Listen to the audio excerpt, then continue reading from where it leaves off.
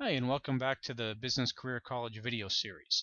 In this video, we're going to look at the taxation of trusts. Now, there are some rules that are changing here, as we'll see, but we're going to go over the rules as they currently exist, and we're going to cover the changes that are happening. Now, this is really more important if you're going through one of the various financial planning courses.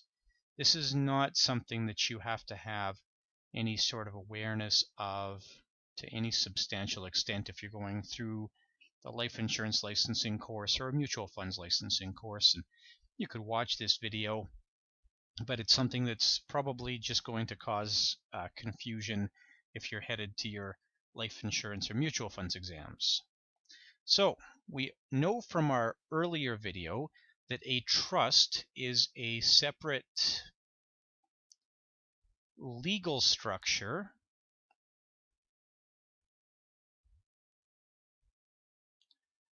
and there are circumstances where the trust can create a separate tax structure. It arguably is not necessarily a separate tax structure, but rather a flow-through tax structure.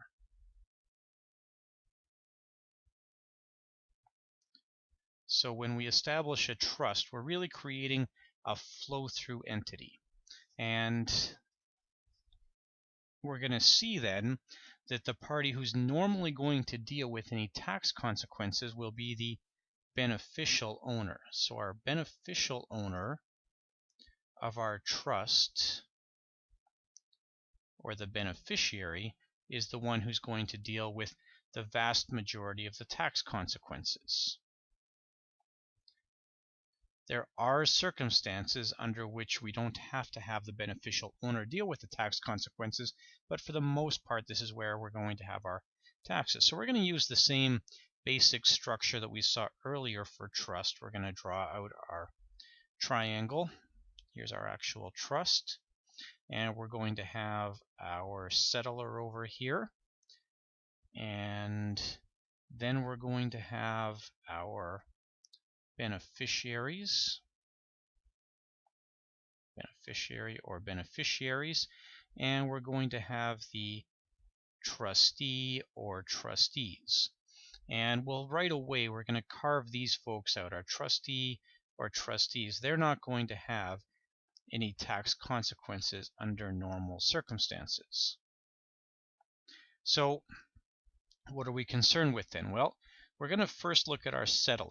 And our settlor might be in one of two conditions when they establish the trust.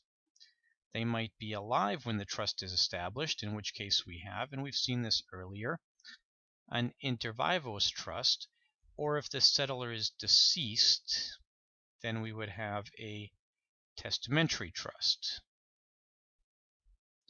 And this is the condition they're in when the trust is established. So obviously I have to be alive to write a will, but a will would only take effect when I die, so a trust created through my death would be a testamentary trust that would be established through my will. Whereas if I establish a trust today and then I die tomorrow, if the trust has been settled while I was alive, it continues to be an inter vivos trust even after I am gone. So now our settlor is essentially going to transfer property into this trust. So we're going to have this transfer of property, and we know that under normal circumstances, a transfer of property creates a deemed disposition. So normally we're going to have a deemed disposition of this asset, meaning the settlor is going to have to deal with whatever tax consequences there are associated with any capital gains on this property at the time it's transferred. However, there are some exceptions. And the exceptions relate primarily to the concept of a change in beneficial ownership. So if there is no change in beneficial ownership,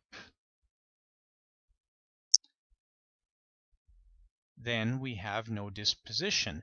And the most common scenario where we would have that would be where the settlor and beneficiary are the same person. And we have a very common type of trust called an alter ego trust in the income tax Income Tax Act actually allows very specifically for the creation of an alter ego trust. And what you're doing with an alter ego trust, we have a settlor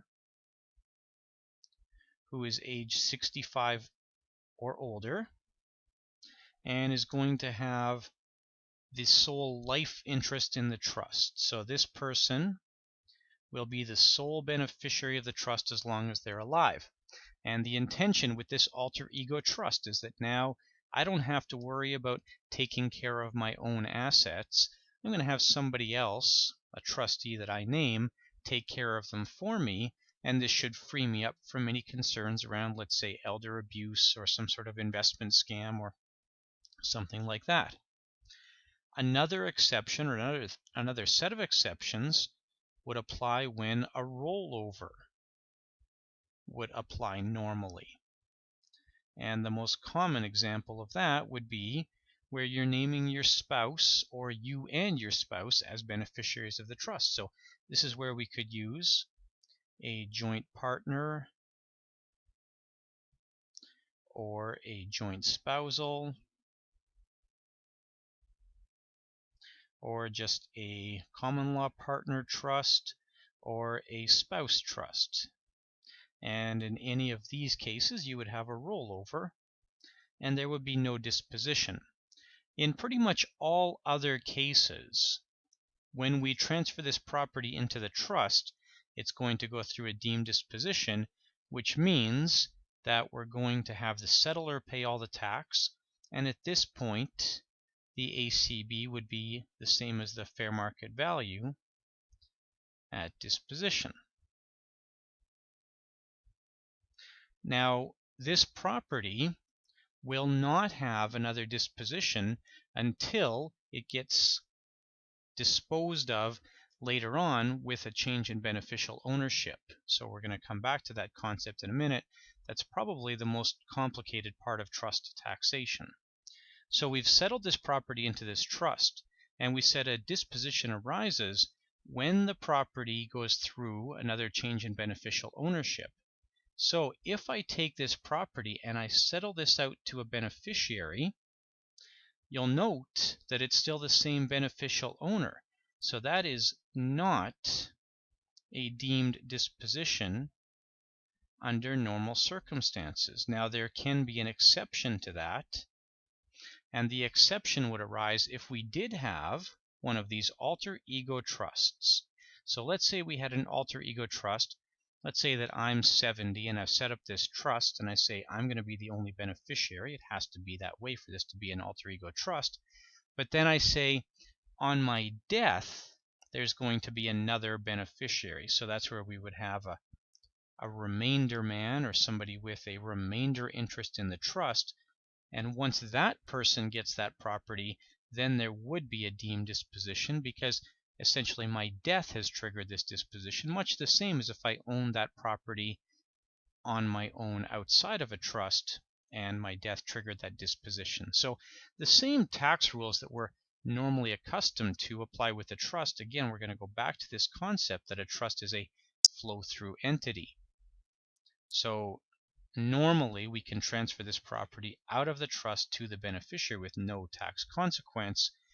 But if there would normally be a tax consequence, i.e. the owner of the property has died, then there is going to be a deemed disposition, and now that tax consequence has to be dealt with by the settlor or possibly by the trust.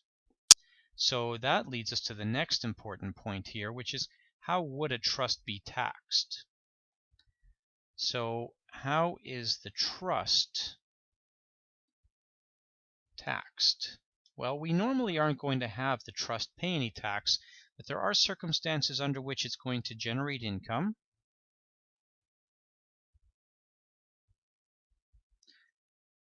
And if it does generate income, normally what we're going to do is we're going to flow it through to the beneficiaries, and the beneficiaries are going to pay tax on it as if they had earned it themselves.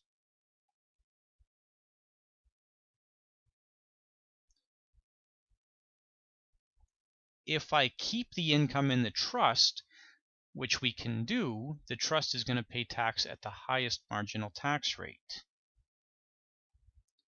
And then you could flow out the after-tax amount to the beneficiaries. That's clearly not ideal, because you're going to pay a lot of tax then at that very high rate. Now, an alternative here is with a testamentary trust. Now, this rule is changing, but not until 2016, and there will be grandfathering here for trusts established prior to 2016. So if you have somebody who died before 2016 and established one of these trusts, then this testamentary trust is going to be taxed at the marginal tax rates. So it'll be taxed at the graduated rates as if it were a normal taxpayer. It doesn't get the same tax credits that a normal taxpayer gets, but it could pay tax at the low rate, 15% federal plus whatever your lowest provincial rate is, and so on up to 29% plus your highest provincial rate. So you could actually have the tax all paid here at the trust and then flow the net income out to the beneficiaries, who would receive those dollars as after-tax dollars and would have no further tax consequences. The last concept we're going to look at here with respect to the taxation of this trust, we're going to look at the 21-year rule.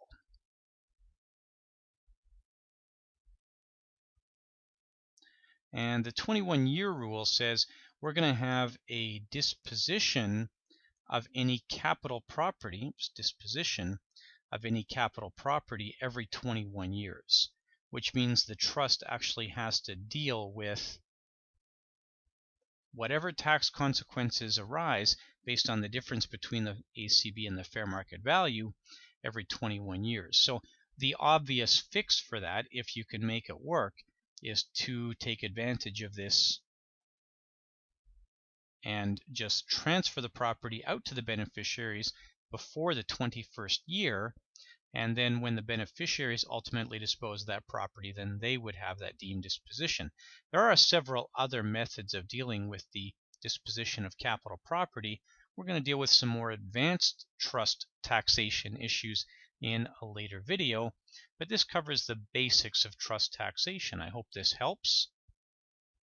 Remember, if you get confused on this, the trust is this flow-through entity, and really any tax consequences that would arise normally outside of a trust are going to be exactly the same inside of the trust. And I should mention one last thing then, that a trust is not by itself any way to get around the normal attribution rules, which we'll also cover in a separate video.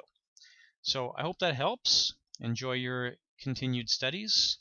Thank you very much.